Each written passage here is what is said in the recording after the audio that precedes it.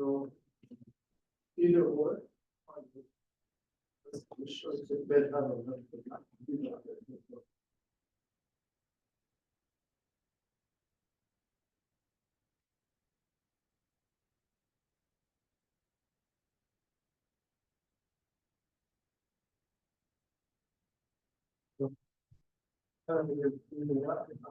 I'm saying it's maybe it's granular solutions. So interesting.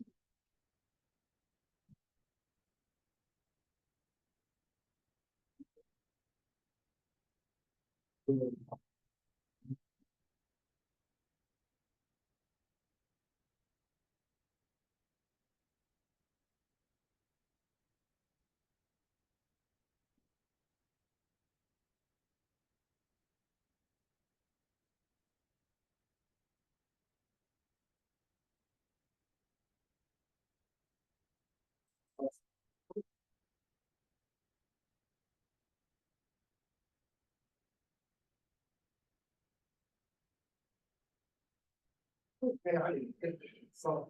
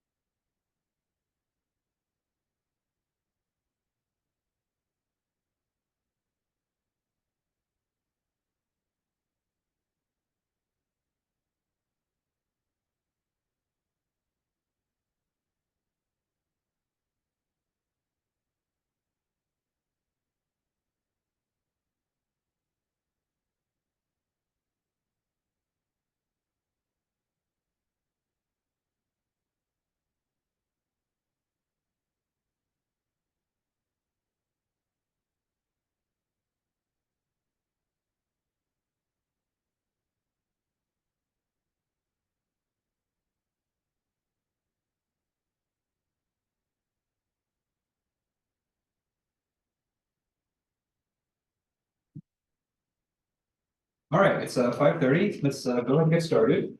All right, good afternoon, everyone. How's everyone doing today? Doing good, doing good. All right, so today is an ANSYS activity day, so we're going to be doing ANSYS activity 6. So 6 out of 8. So we have 2 more activities after this one. So the subject for today's activity is design optimization. So basically kind of what we talked about on Tuesday. Okay. So the part for today's activity is this kind of triangular looking kind of bracket piece here. And we're going to be optimizing its design using ANSYS. Okay. So there's not much to this activity. You know, I think what you're going to start to see, you know, from this activity onwards, the activities will start to get a bit shorter. Just because, you know, the point of these kind of later activities is just to kind of show off some of the more advanced, sometimes more niche features of ANSYS. You know, with the hope that, you know, you're going to use them on the final product. Okay. Okay, so just like, you know, it's been a while since we've done an ANSYS activity, so, you know, go ahead and go to the Canvas site, download the PDF instructions for the activity as well as the CAD model. All right, and then we are going to get started soon. Okay, so some announcements. So, you know, I'm almost done grading your guys' projects. I have like 6 more to go. So the project grade should be posted by tomorrow. And then on Tuesday, you know, we are going to be talking about the final project. Remember, the final project is going to be more or less kind of the same thing as the midterm project, except you'll get to choose your own geometry. Biggest difference is that, you know, you're going to have to factor in one of these more advanced features within ANSYS itself. Okay. You're going to have about a month to do the final project, so it'll be due on May 19th. So I think that gives you just shy of 5 weeks to do the final project. All right, any questions on anything before we get started for today? Okay, all right, so let's go ahead and open up ANSYS. So go ahead and open up Workbench if you haven't already. Okay. Let's go ahead and start a static structural here. Blind, I can't see it. There it is. Static structural. Okay. Okay, and then just like we've always done, let's go ahead and load in the geometry. So go ahead and right click import geometry. The name of this geometry is triangle underscore shell.agdb. Okay. Okay, so this is a design modeler type part. So this was a part that was developed within ANSYS itself.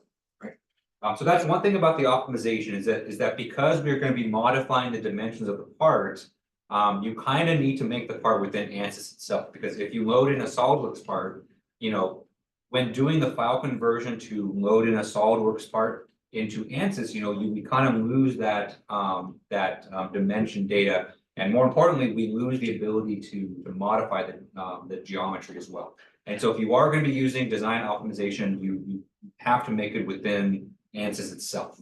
Okay. Okay, so let's first thing we're going to do, let's inspect the geometry and let's specify our design variables. So after you load in the geometry, go ahead and right click it, and then open up that geometry in design modeler. Right. Remember, there's three CAD softwares within ANSYS itself, but the one that we want to use here is design modeler, because that's the CAD software that interfaces directly with the optimization. So let's go ahead and open it in design modeler.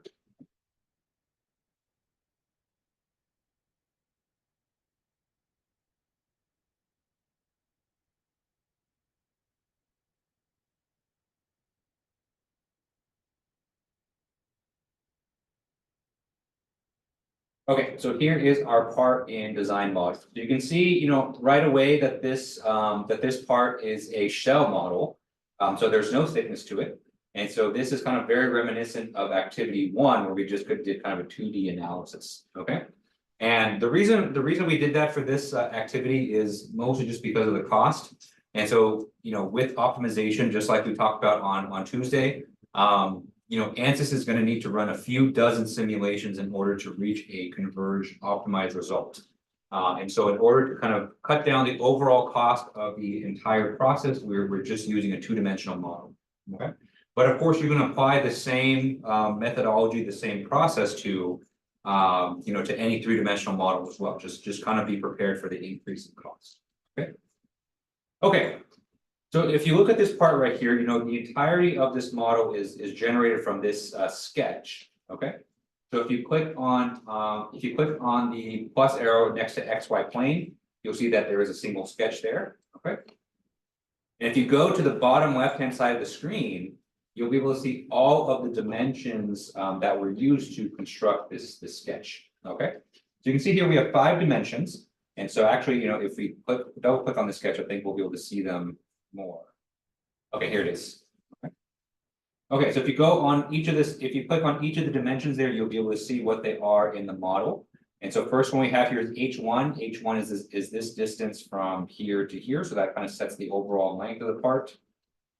H2 is for some reason it's not really showing up.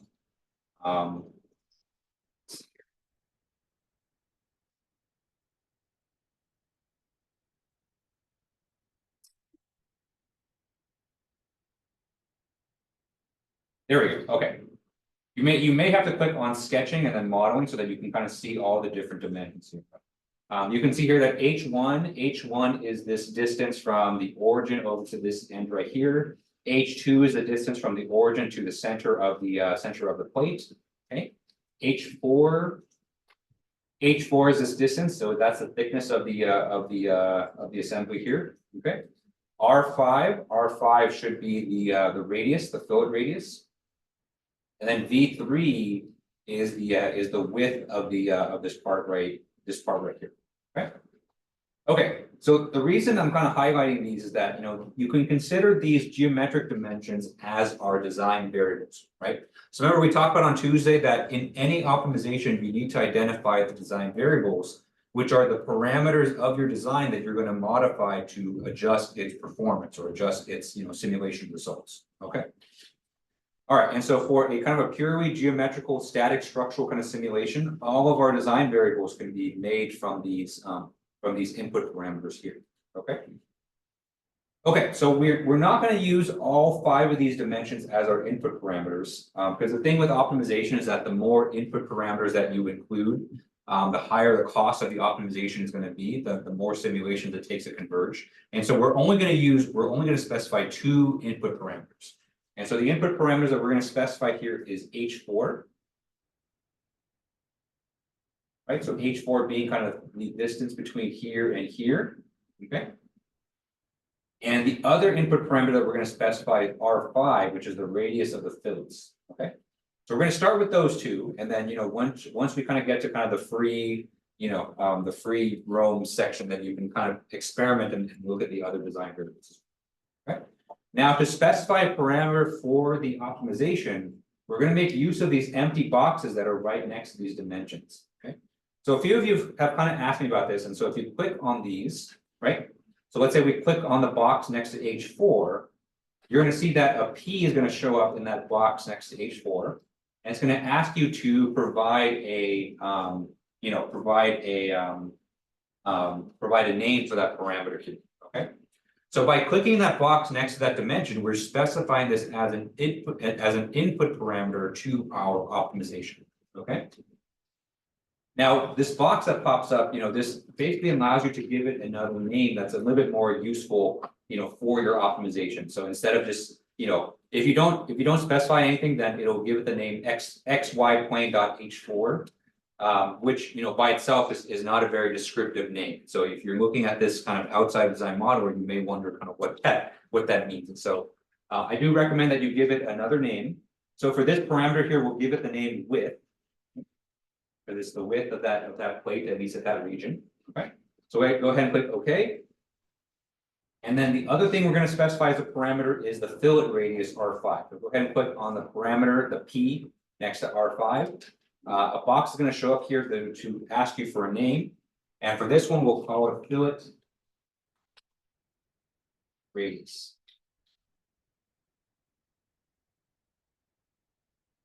Okay, so go ahead and hit OK. Right. So now those 2 input parameters are going to be our optimization design variables. So what the optimization is going to do is that it's going to modify these 2 variables throughout the optimization and find the most optimal values of those that that maximize our performance. Okay. Or in this case, we're mostly going to be minimizing costs and minimizing deformation. All right, any questions on this so far? Okay, good. Okay, so after you specify these as design variables, go ahead and exit from design modeler.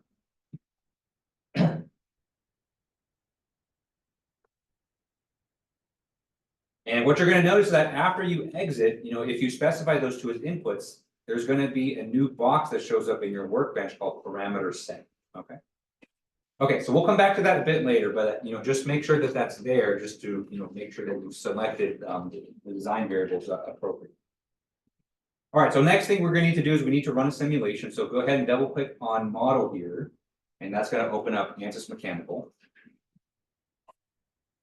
By the way, we're just using kind of the default structural steel, so our material selection doesn't really matter too much for this one. But just know that if you are running an optimization for your own purposes, just make sure you set the material correctly.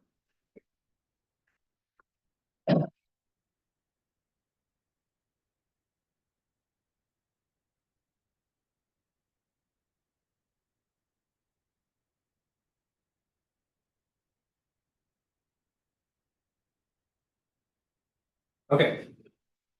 All right, so after you load in your geometry, after you open up design modeler, it's going to look like this. Okay. All right, first thing we're going to do is we are going to apply a mesh. And so our mesh doesn't have to be anything too big this time. So let's go ahead and specify an element size of 5 millimeters. Make sure our elements are quadratic. Okay. So I'm doing all of this from just the global meshing settings, and so I'm not creating any kind of meshing objects. But you're welcome to do that as well. Okay. Okay. So let's go ahead and mesh this. Okay. So go ahead and generate your mesh. Okay. All right. So we have a fairly simple mesh in this case, and so with a 5 millimeter mesh quadratic order, you should get a mesh that looks something like this. Okay. Okay. All right. Everyone able to get a mesh? Okay. All right, next thing we're going to do, let's go ahead and apply our boundary condition. So first thing is we need to specify our fixed supports. So right click on static structural A5, go ahead and insert a fixed support, right? And we're going to be applying our fixed support on this kind of curved region right here. All right, so go ahead and click on that edge. Make sure you can change it to edge selection mode if you're having a hard time grabbing that edge right there. Okay. Okay. So went ahead and applied that fixed support. The other boundary condition that we're going to apply is a compressive force. And so let's right click and add force as a boundary condition. Okay. Now we're going to apply the force boundary condition on the opposite side of the fixed support. So we're going to apply the force boundary condition here. So go ahead and select that edge, hit apply. Okay. And we're going to be applying the force in the negative x direction. So we're going to be applying the force this way. Okay. So just like we normally do, let's go ahead and change the define by from vector to components. Okay. So that is going to allow us to specify the force in the x direction. Okay. And again, the exact value of the force here doesn't matter all too much. In reality, you would set the value of this force to be something kind of more realistic. Something that's a reflection of kind of the physical situation that you're trying to model. But for now, we're just going to set a force of minus 5,000 newtons.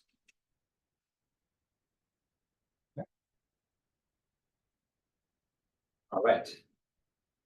So very basic mesh, very basic boundary conditions. The kind of the subject for today is the optimization, not so much the FEA itself. Okay. All right, so let's go ahead and add in our 12 information. Let's look at the equivalent stress. And then let's just go ahead and solve and run the simulation.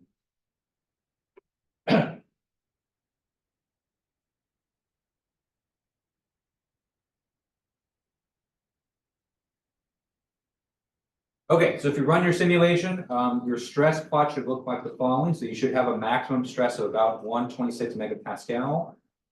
They're kind of centered around the hole, just like that. Okay. We have a pretty well resolved mesh. We have kind of very smooth distributions of stress, so that's looking good. And our deformation looks like the following. So We have maximum deformation on the location where we apply the compressive force, if that makes sense. And we have zero deformation on the edge right there. And you can play the animation to see how the whole thing happens. Okay, good. So everyone able to get simulation results on this guy? Yeah, question.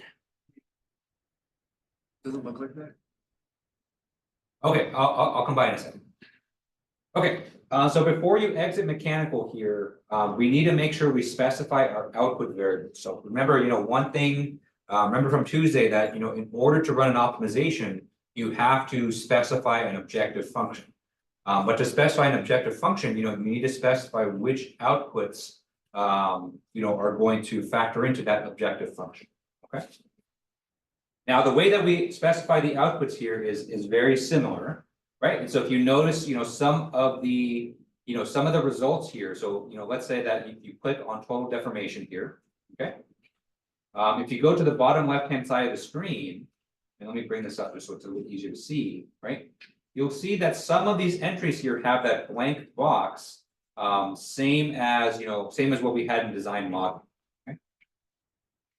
And so these boxes here basically allow you to specify certain outputs as entries in your objective function.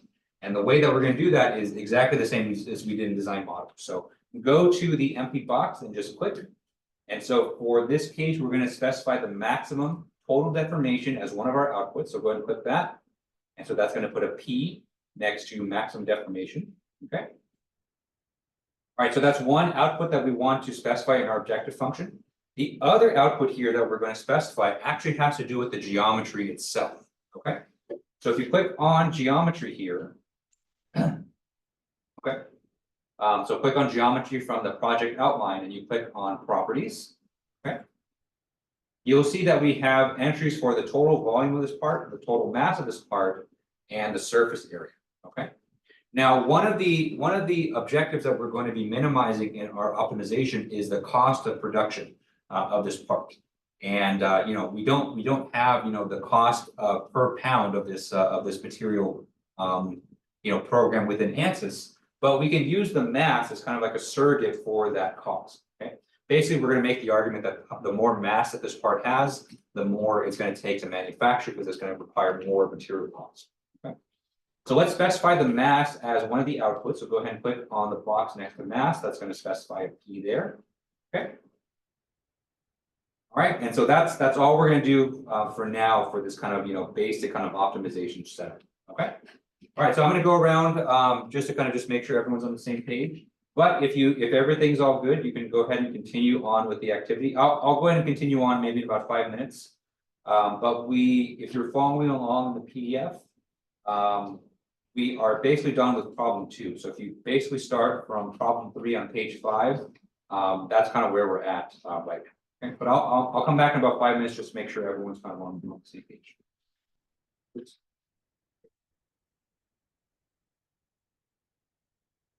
Here.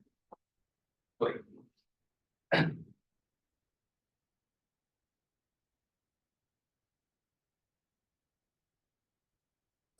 Definition looks like. Okay. So I think for this case, when you specify the deformation, you only specify to indicate on this strip right here. So yeah, so geometry is 1 inch. Yeah, so the only way to kind of change it is just to put it and then just make it.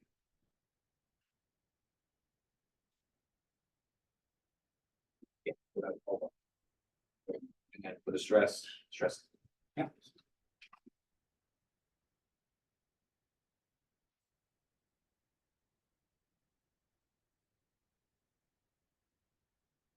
Everyone on Zoom, okay? Everyone got simulation results? Yes, Professor. Okay, all right, so let's go ahead and continue. Okay, so after you close mechanical, so all we've done so far is we've specified which variables that we want to include as our input design variables and which aspects of our simulation results we want to include in our objective function, right? So all we did was just we ran a basic simulation and we set P's on certain things. Okay. Now to actually run the optimization, we need to actually look at this parameter set right here. So let's double click on this parameter set.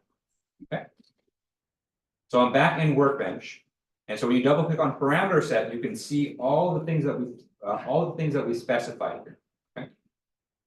So under the input parameters, you can see that we have parameter 1, parameter 2. So parameter 1 being the width of the of that segment of the part, and P2 being the fillet radius. Okay, so that's 10. And then P3 and P4, these are our outputs. And so you can see we have one for the maximum total deformation and another output for the geometry mass. Okay. Okay, so that's good. So, we can't, we're not really going to do anything on this here, but, this is always just good to check just to make sure that you've included all of the parameters that you want to in your optimization. Okay. All right, so let's go ahead and close this parameter set and let's go ahead and return back to the workbench. Okay. Okay, so to add an optimization, it's actually within this toolbox, but it's in a section that we've never looked at before. So under the toolbox, you're going to go under this menu called Design Exploration. So go ahead and click on that. Okay. And you're going to see there's a few tools here that that we've never seen before. So the one that we want to have here is Direct Optimization. Okay. So go ahead and double click on that. Normally what you would do is you click and drag this just like we do with static structural, but since we only have one parameter set, it should match directly with that parameter set. Okay, so you can see this direct optimization kind of branches off right underneath parameter set. Okay, and we are ready to kind of specify the settings for this optimization. Okay, so go ahead and double click on this optimization. You can see there's a blue question mark here. And that's going to bring you to a new menu right here. So there's, it's a relatively small menu, but there's a lot for us to kind of specify in this section over here. Okay, so first entry that we're going to be looking at is this optimization with this kind of blue eye next to it. Okay. Okay, so when you click on this optimization here, right, you can see some of the what we call kind of the global settings for the optimization. So this is where you're going to specify, how many iterations you want to run, how expensive you want the optimization to be. Okay. Okay, so we'll mostly kind of come back to this later. But the one thing that we're going to specify here is this, runtime index. Okay. Okay, so this runtime index, this is probably the most important setting that you want to specify. And so if you click on this drop-down menu right here, you can see that there are 9 different settings here, 1 through 9. And in very typical kind of ANSYS way, it does not explain to you what each of the numbers mean. They just tell you 1 through 9. It's like going to a Thai restaurant and saying how spicy you want it. You don't know if 3 is going to kill you or if 3 is going to be no flavor at all. So, okay, so the way this works right here is that the way optimization kind of works is that the more times you let the optimization run, or the longer you let it run, the more optimal your result is going to be. Okay, so you can think of this as kind of like a slider that kind of tells you how much cost can you incur versus how optimal you want your result to be. Okay, so 1 is kind of one end of the spectrum where you say just run a very quick and dirty optimization. Just run a few simulations and tell me the best one that you have. Okay, and so if you want results very quickly, or maybe you have a problem that's not too complex, maybe a 1 or something close to 1 is appropriate. But if you go down to 9, so 9 will be kind of a true, I would say, kind of parameter exploration. So it's going to try lots of different combinations of your input parameters, and it's really going to find the most optimal one in that kind of vast space. Okay. So this is kind of the trade-off that you have to kind of do. Okay. Now for our case here, we're going to set this to 2. Okay. Just so that we have just so that we can kind of finish it, in the class, and we can kind of talk about it. But when you actually go and do the activity yourself, you can specify this as you can try other settings and see how that affects your results. But since we want to finish this now, then this is 2 is good. Okay. And one thing you'll see is that after you specify the runtime index, you'll see that ANSYS will give you an estimated number of simulations that it's going to run. And so with a runtime index of 2, ANSYS is going to run about 13 simulations in order to kind of arrive at its optimal result. Okay. Now that number is going to change, and so you're going to see once we start tinkering with the objective function and the constraints, That number is going to change, but just know that that's a good way for you to kind of estimate how expensive your simulation is or how expensive your optimization is going to be. Okay. Any questions on this so far? Okay, good. Okay, so we'll come back to that. That's definitely something we need to specify some more. Okay. All right, but the next thing that we're going to specify here are the objectives and constraints. So that's the next entry in this table here. So go ahead and left click on objectives and constraints. Okay. Now here is where we're going to be able to specify the objectives of our optimization. All right, so remember objectives, remember kind of we talked on Tuesday about the differences between objectives and constraints. So objectives are kind of, aspects of your engineering design's performance that you want to improve as much as possible.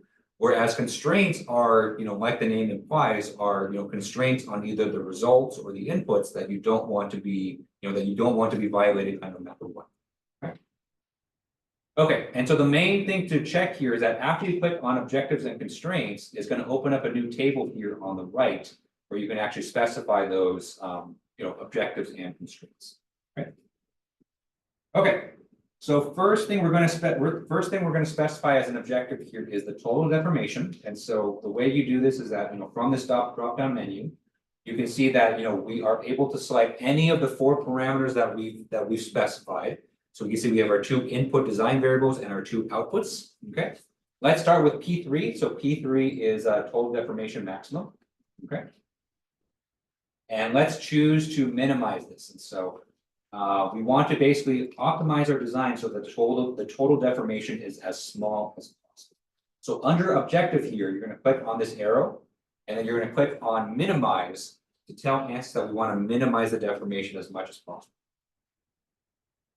Right, and then so from here it's going to ask you what the target for your total deformation is. If you're doing a minimize operation, it's usually fine to specify a target of 0. So that means ANSYS is going to try to minimize that deformation as much as possible. But sometimes you may want to set a lower bound on this. So if you don't want the deformation to go below let's say 5 millimeters, you can specify that here. But for now, we're just going to set a target of 0 for the deformation. Okay, and you can see here, once we've specified, one of the outputs here, we can specify a constraint on it as well. So we're not going to put any constraint on the deformation, but we are going to put a constraint on the mass. Okay. Okay, so next thing that we're going to specify here is the geometry mass. So under select a parameter, go ahead and hit P4 for the mass. Okay. Mass, we're also going to want to minimize because we want to minimize the cost as much as possible. Okay.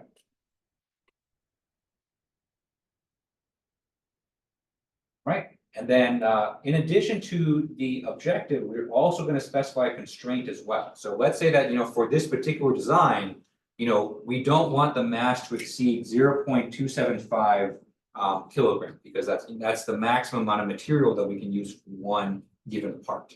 Okay. Okay, so to specify constraint, go ahead and click on the down arrow next to constraint, and we want to set an upper bound in this case. Okay. Right, so the upper bound for the mass in this case is going to be 0.275.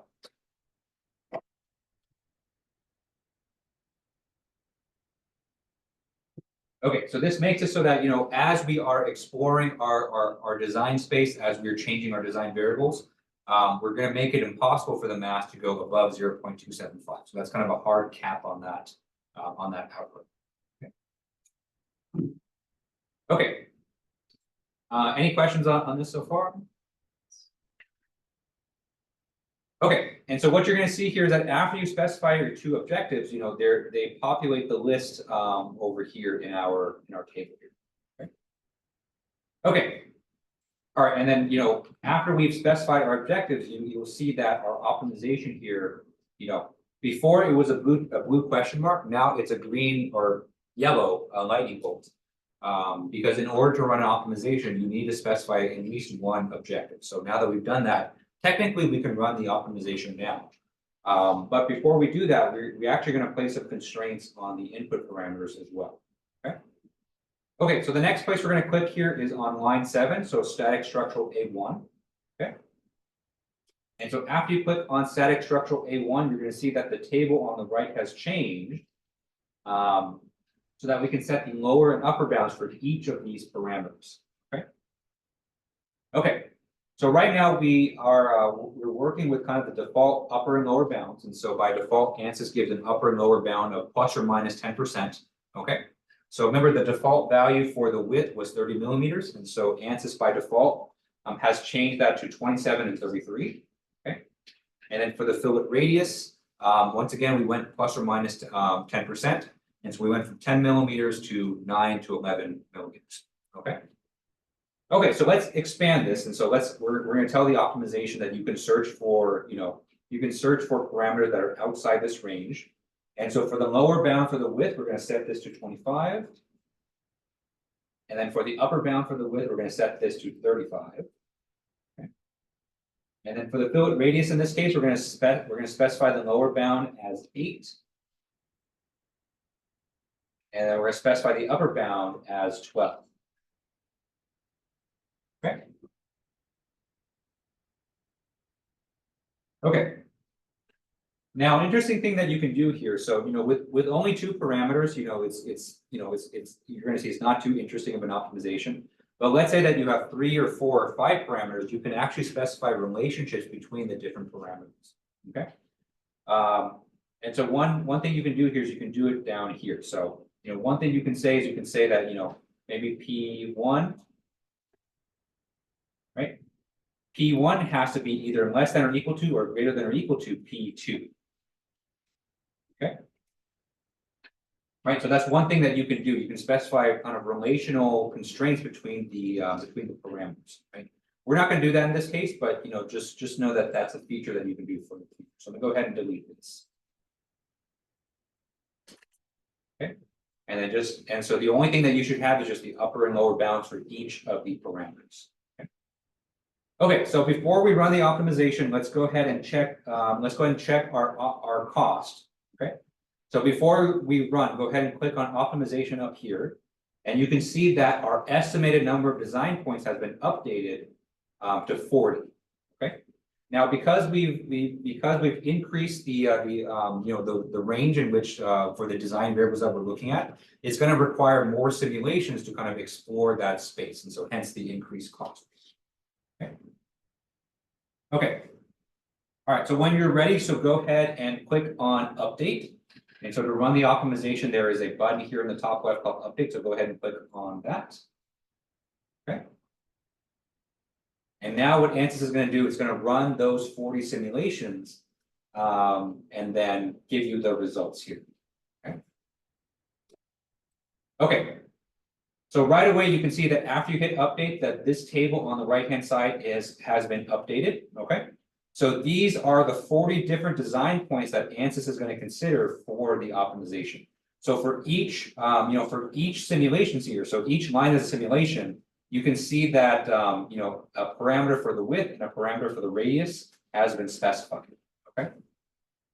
Now, what's going to happen over the next, probably 10, 15 minutes is that ANSYS is going to run every single one of these simulations. And just keep in mind that since we're changing the geometry here, that every time you are changing the simulation, you have to actually change the geometry. That means you have to remesh and run the simulation from there. So, this is going to take a bit of time. If you have to go to the bathroom, now is kind of a good time to go to the bathroom. But we'll just kind of, sit and kind of wait for this to finish. But while this is going, I'll go ahead and make my rounds, just to kind of make sure we're all kind of on the same page. Now, your design points may not be exactly what I have here. So, don't panic if your values are not the same. Remember, there's a little bit of randomness that occurs in the optimization as well. Okay. But the important part is that, ANSYS should kind of explore this design space pretty thin. Okay. All right, so you can see here that the first simulation is done. So after the first simulation, you can see we've got a value for the total deformation, and we got a value for the mass right here. Okay. So basically what's going to happen is that ANSYS is going to compute this for every single one of these 40 simulations, and it's going to find the one where it had the best value for the deformation and the best value for the mass, and then give that to you. Okay. So you can think of optimization as kind of like an automated way to kind of explore the design space, for a case where, you know, maybe you want to specify an optimal value for these parameters, okay? All right, any questions on this, or anyone want me to come by and kind of see what you're doing? Okay, so I'll make my rounds, and while this is going, this will kind of take a while. If you have a question on Zoom, just drop something in the chat, and I'll come back.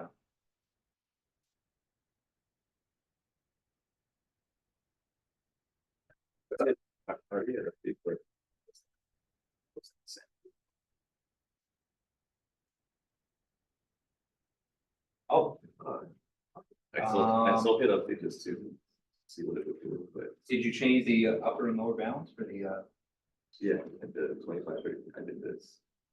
and then Oh, well, I guess there's no way to stop it, right? So, okay, there's a kind of a blue thing right there. That's okay. Can you scroll down the list?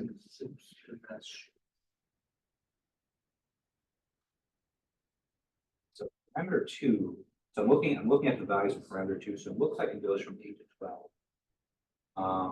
But for parameter 1, go back up for a second. It looks like maybe you changed the upper bound, but not the lower bound. Parameter 1 is going down to 27. I see where, all right, yeah. But that's okay. Actually, what you're going to see is that the optimal result is actually very close to the initial one, because we have two kind of conflicting objectives here. So yeah, once that finishes, you can just kind of, you know, try to get 25. But I don't think it's going to change. Okay. Yeah. We did. Yeah. This one is a screenshot of just the total section. Exactly. Yeah. Yeah. Just yeah. Basically. Yeah. Mhm.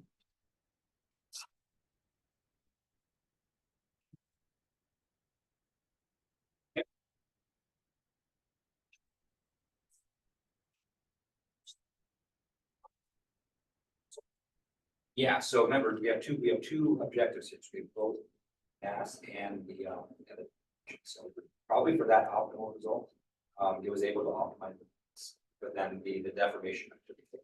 So actually, you know, we'll discuss it kind of after we're done.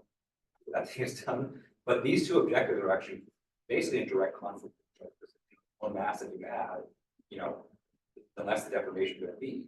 But then, you know, those are two conflicting. So probably what happened is that ANSYS paper one of the objectives and maximize that one. And then they kind of made the other one back too. So that's kind of the purpose of kind of, you know, change the objectives, change the outputs, but that maybe you don't have conflicting. Does it matter which one is which, like, is this that part of the? No, it just kind of chooses. So there is a way to adjust the repeat. So probably one way that you could, you know, like one way that you can set it lower down. That way it can go. Same thing for the pass too. So pass, say, you know, don't lower it on the certain point.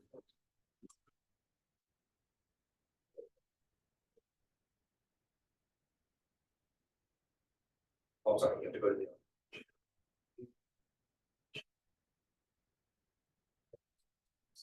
You can modify these. You can modify the tolerance too. I'm actually remember exactly. This is the way to kind of.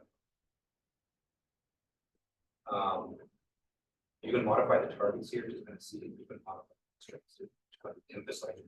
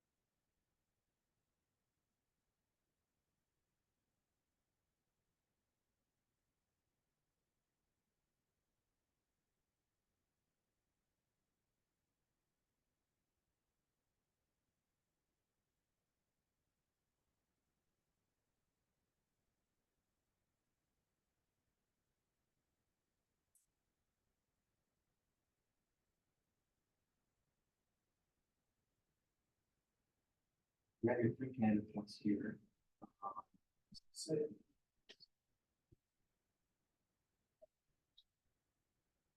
have to do this one for the wrong person.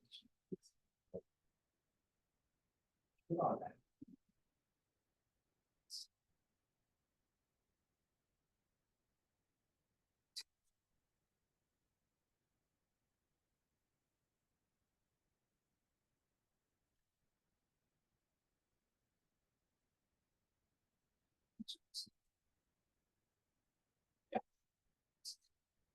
Stop.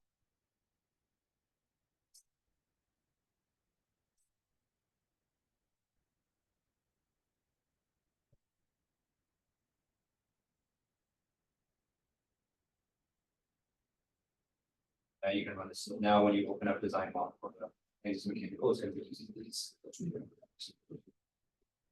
So can we open mechanical when the optimization is running?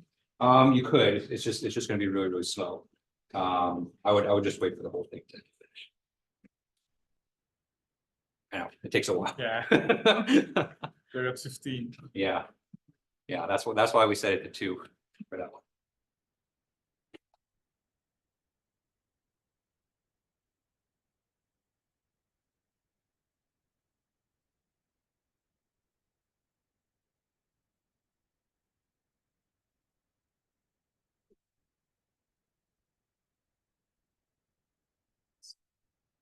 Some other.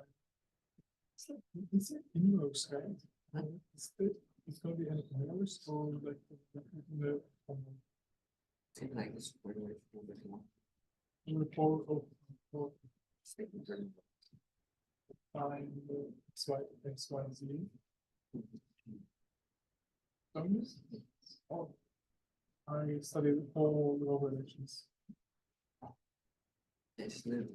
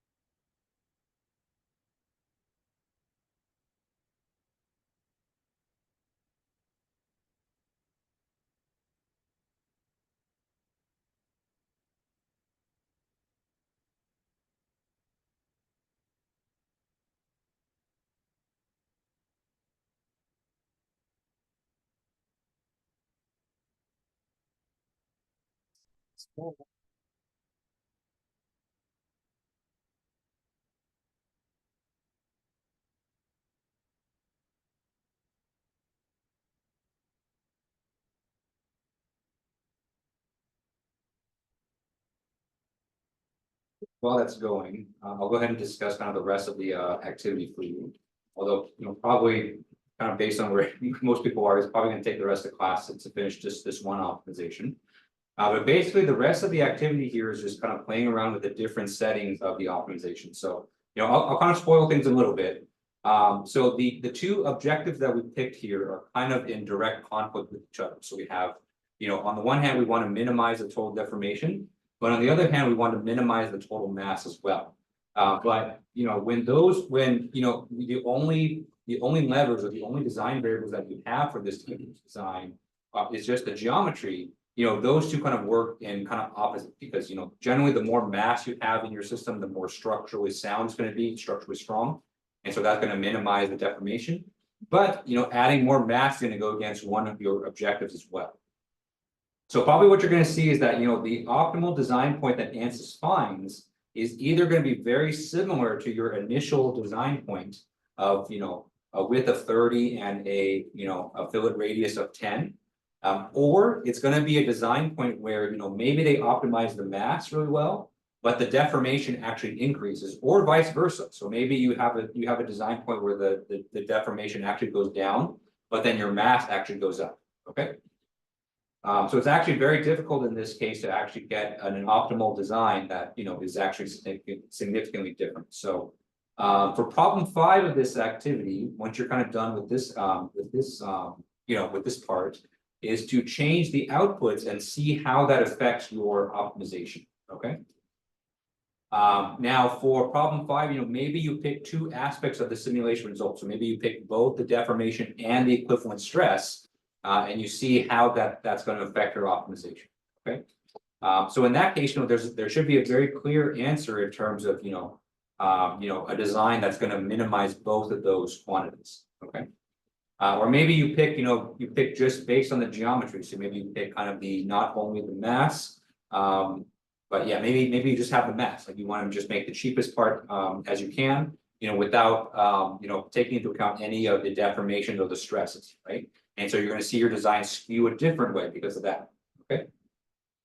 Another thing that you can do is that maybe you consider an output that we didn't have. So maybe you measure like the shear stress, or maybe you measure the equivalent strain. Or maybe you can actually put factor of safety into one of your outputs as well. So maybe you make that one of your outputs for the for the optimization. Okay. So for problem 5, be creative. You're free to kind of choose whichever outputs you want. But try to change your outputs in a way that's actually going to change your optimal result. Okay. Okay, problem 6, I want you to change the loading. And so what you're going to see is that the optimal result is going to be sensitive to the boundary conditions that you apply. And so for this first run here, we did kind of very simple boundary conditions. We just had one fixed support, one kind of compressive load. So maybe you change that loading to a shear loading. Maybe you change the location of the fixed support. Maybe instead you put a pressure on the inside of the hole. Change the loading in some way and then rerun your optimization and see if that changes your results. Okay. And what you should see for this one is that your result should probably be more sensitive to that fillet radius, depending on where you put the load. Okay. And problem 7 is going to be your most time-consuming one. Problem 7, I want you to increase the number of inputs. And so, for this optimization, we only ran with 2 input parameters, and so just the width and the fillet radius. I want you to see how that's going to affect your results if you add 1 additional input parameter. Okay. Now, I saved this one from last because this is the one that's going to take the longest, because adding 1 additional input is going to require more simulations for ANSYS to run. And so even if you did just this exact same one, if we added an additional input, probably you're running maybe close to 80, 90, 100 simulations. So, that's definitely something you want to, make sure that you're good with before you start. So maybe you set that going before you go to bed, or set that going before you go to dinner. That one may take an hour or 2 to do. So, so that's problem 7. Okay. But honestly, when you get to that area, 2 or 3 or 4 or 5 design variables, that's probably the most interesting part of optimization, is kind of optimizing multiple variables at the same time. Okay. And then problem 8 is just, same as before, just summarize your findings, just like as you guys have always had in the activities. Okay. Okay, so probably for today, I know some of you are ahead, so maybe some of you can get started on these ones. But if you're kind of at the same pace as me, probably we're going to be waiting until the end of class before this finishes anyway. All right, any questions on the rest of the activity here? Yeah. And for problem 5, we need to change one of the outputs, or we need to just do it with 1 output. You can try with just 1 output, so you can change it so that you're just considering just the deformation, or maybe just consider the mass. So that'll work. So basically anything that's going to change your optimal parameters. Yeah, so that'll probably be the easiest way to do it. Just delete one of the outputs. But if you want to see what happens, with like factor of safety or shear stress, you can do that as well. Any other questions? Okay. So I tried to solve for as long as I could for these to finish, but we still got maybe 10 more to go. So yeah, once this finishes, I'll kind of show you what that looks like. Yeah, so we're chilling until then.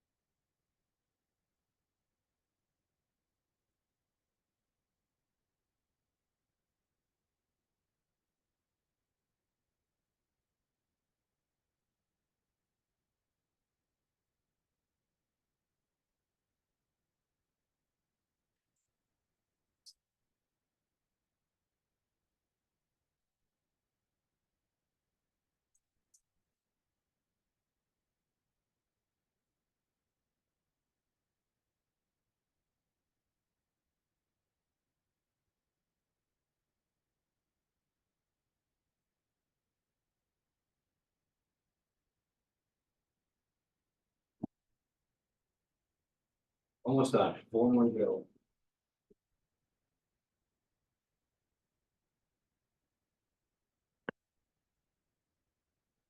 Oh, 97.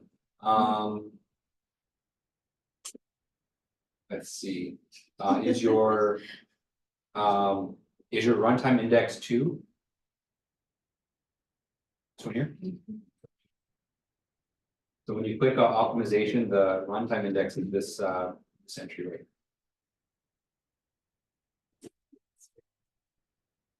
Look at this.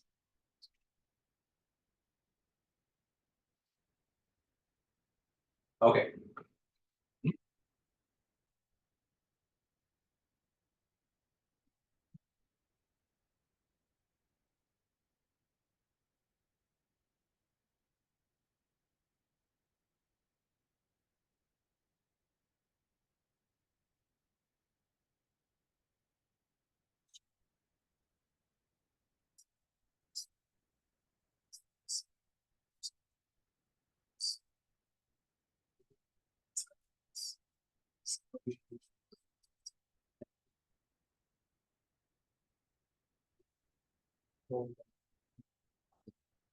So actually, it's gonna be based on feed. It's gonna start rolling. I'm doing the same one, so maybe. It's-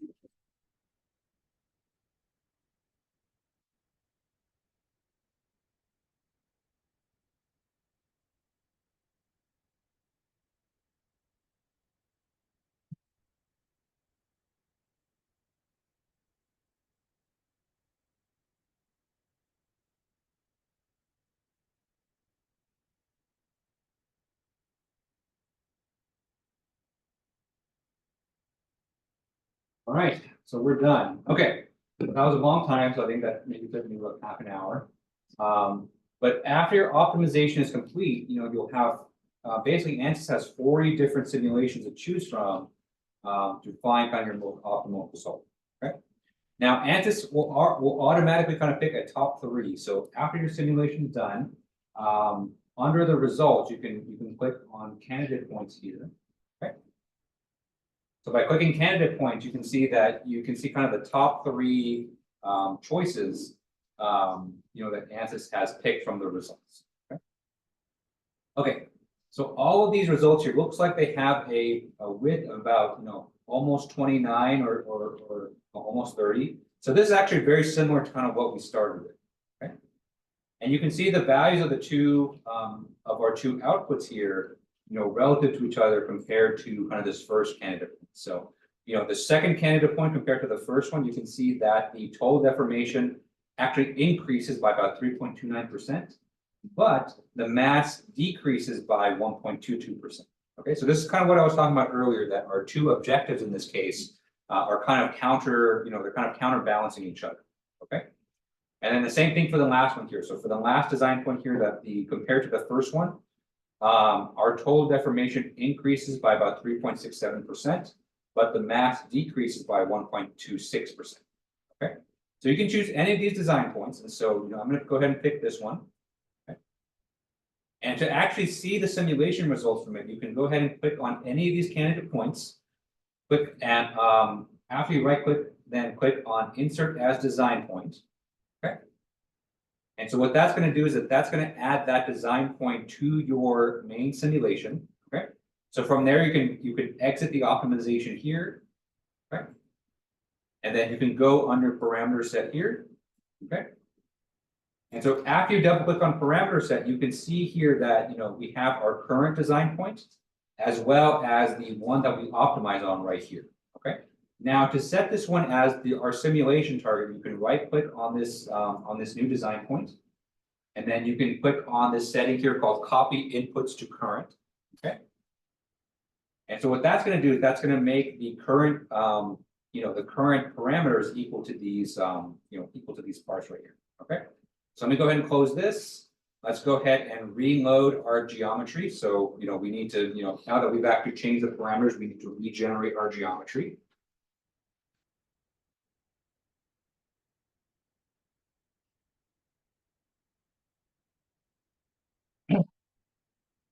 Okay. So after we've loaded design modeler, we've essentially changed the values of those dimensions here. And so if you want to check and make sure, click under XY plane, click sketch 1, and you can see that the values for H4 and R5 have been updated to the values of what we found in the optimization. Okay. Okay. But we want to update this sketch, and so to update it, click on generate here. Okay. So what that's going to do, that's going to change the geometry, and you're going to see that it doesn't really look like it changed all that much because these are very similar to what they were before. Okay. All right, so go ahead, after you updated your geometry, go ahead and click on the X here. Then go ahead and click on model to open up design, to open up ANSYS Mechanical again.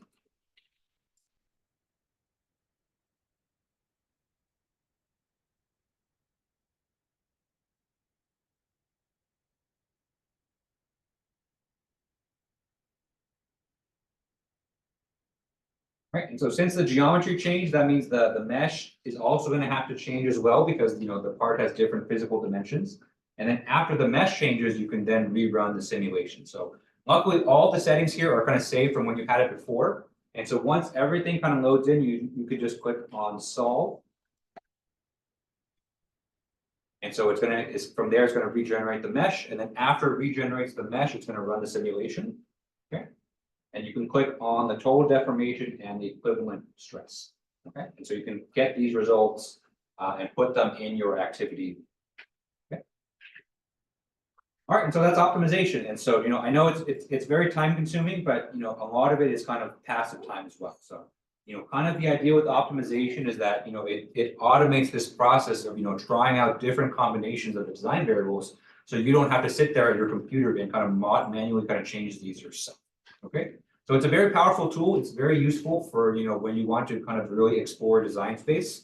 And you can see there's a lot of settings that you can do for it as well. So you can change the outputs, change the objectives, change the input parameters, change the cost of the optimization. You can do kind of all of these things. Okay. So definitely, if this is something you want to use for your final project, then this is definitely a great tool.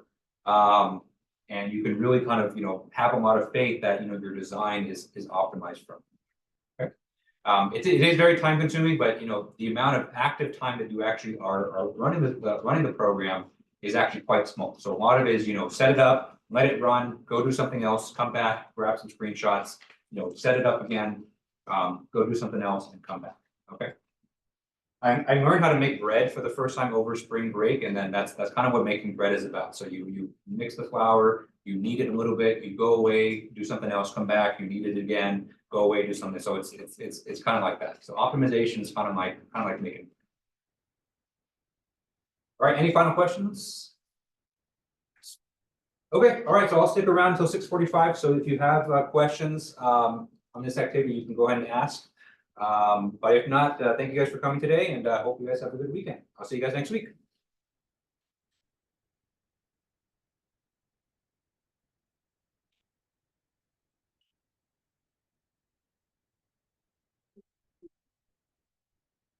Oh, second. Oh, you're off on the dishes still going. I wasn't following along. Yeah. Oh, yeah. So I'll post it, I'll post this, so if you go under week 12. Yeah, and I need to post one from two, these two links. Yeah.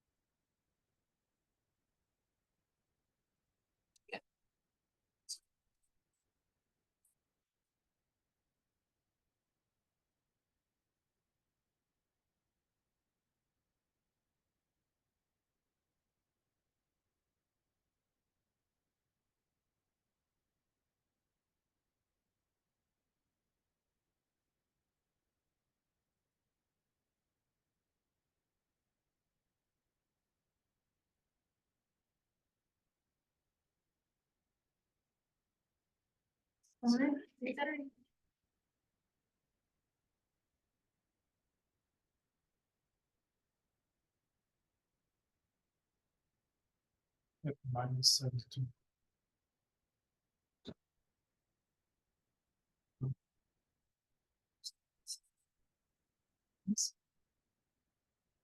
60.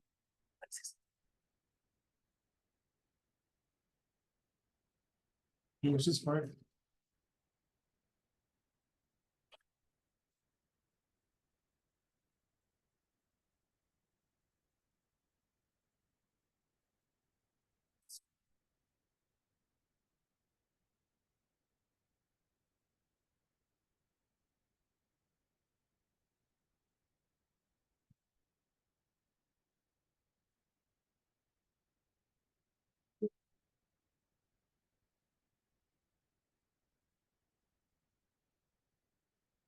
One, 289.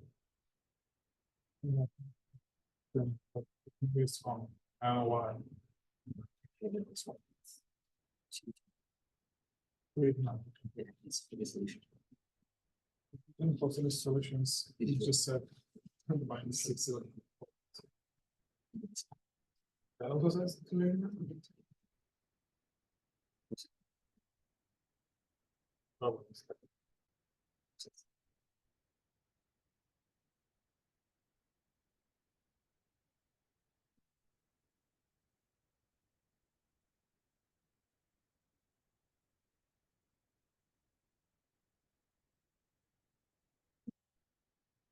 now I got -702. Sure.